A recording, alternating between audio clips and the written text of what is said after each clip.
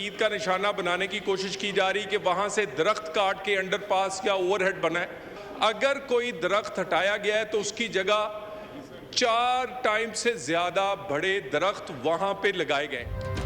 اسلام آباد میں pollen energy کا باعث بننے والے درخت کاٹے، ایک کی جگہ 4 درخت لگا رہے ہیں. وزیر مملکت طلال چودھری کا قومی اسمبلی میں خطاب، اپوزیشن اور قومی اتحاد کا اعتراض. علی محمد نے واقعہ افسوسناک قرار دیا.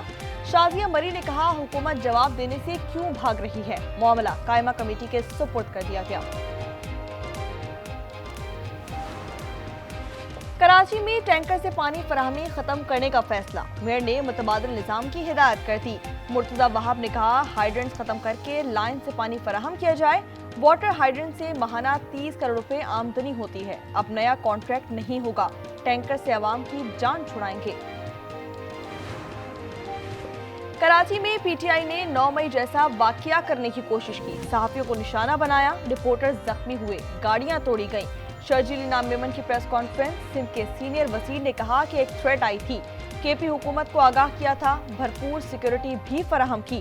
یہ سندھ حکومت تھی جس نے تحمل کا مظاہرہ کیا. پی ٹی آئی کا قومی دھارے میں سیاست کا موڈ نہیں، واقعے کی ویڈیوز بھی چلا دی.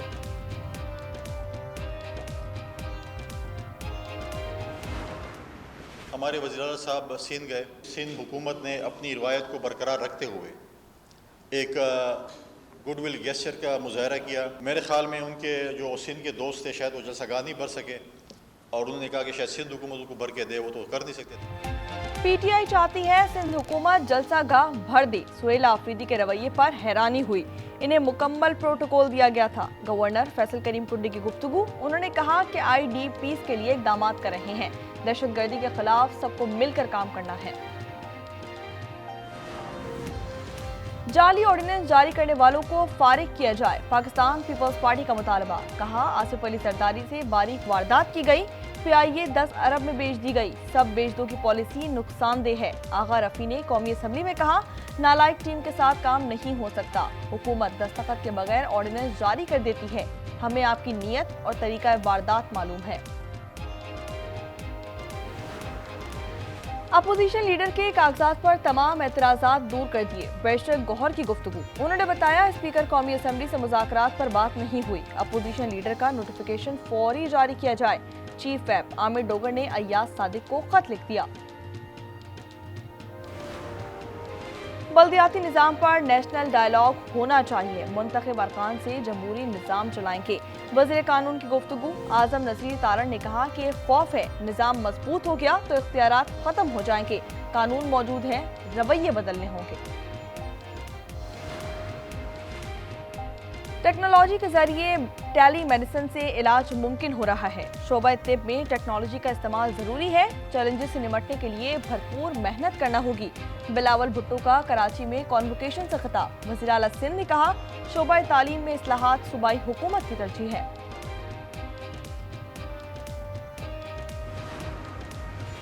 Director general I S P R سے این پی اے سی کے وفد کی ملاقات، قومی بیانی کے فروغ پر تعاون کی یقین دہانی کروا دی. پیغام امن کمیٹی کا افواج سے یکجہتی کا اظہار، فتنہ الخوارج اور افغان طالبان کی مذمت. کمیٹی نے کہا دہشت گردی کا کوئی جواز نہیں. امریکہ ایران پر حملے کے لیے تیار، پینٹاگون نے صدر کو تجاویز دے دی. ترجمان وائٹ ہاؤس نے کہا ٹرمپ فوجی کارروائی سے نہیں ہچکچائیں گے. ایرانی سرحد کے قریب امریکی لڑاکا طیاروں کی اڑان، امریکہ نے اپنے شہریوں کو ایران چھوڑنے کی ہدایت کر دی. آسٹریلیا نے بھی اپنے شہریوں کو ایران چھوڑنے کا کہہ دیا. ایرانی حکومت کے دن گنے جا چکے ہیں، مظاہروں کے باعث شدید دباؤ کا سامنا ہے. جرمن چانسلر فریڈرک مرز کا بیان، بھارت کے دورے کے دوران صحافیوں سے گفتگو میں کہا حکومت تشدد سے قائم ہو تو گویا وہ ختم ہو چکی اور ہم یہ خود دیکھ رہے ہیں. صدر ٹرمپ نے ایران سے تجارت کرنے والے ممالک پر 25% ٹیرف عائد کر دیا. سوشل میڈیا پر لکھا حکم کا فوری اطلاق ہوگا. چین کا بھی جواب آ گیا. واشنگٹن میں سفارت خانے نے کہا تجارتی جنگوں میں کوئی فاتح نہیں ہو سکتا، جبر اور دباؤ کسی مسئلے کا حل نہیں.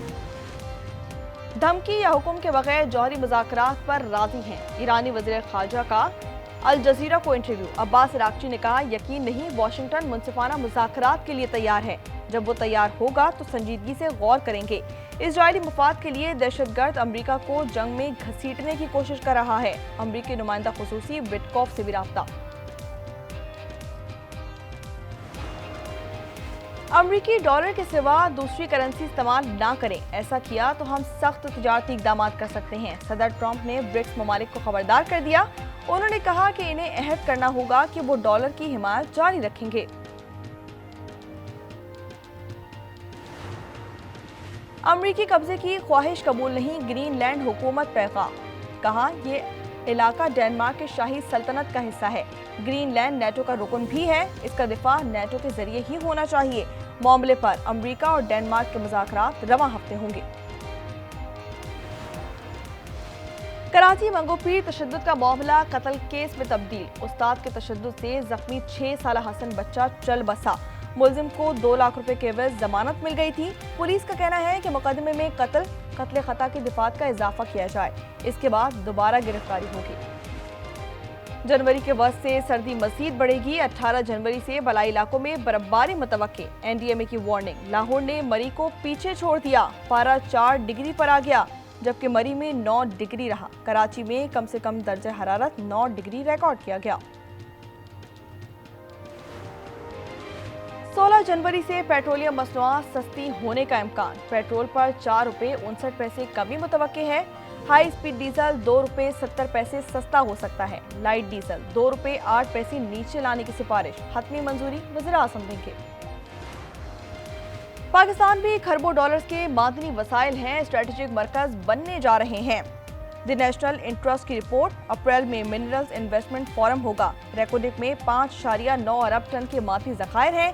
कीमती पत्थरों की मालियत 450 अरब, मगर बरामदात सिर्फ 5.8 मिलियन डॉलर हैं। रावलपिंडी की निजी हाउसिंग सोसाइटी में गैस लीकेज, 2 दम घुटने से 3 खवातीन जाबहाक हो गईं। एक की हालत नाजुक।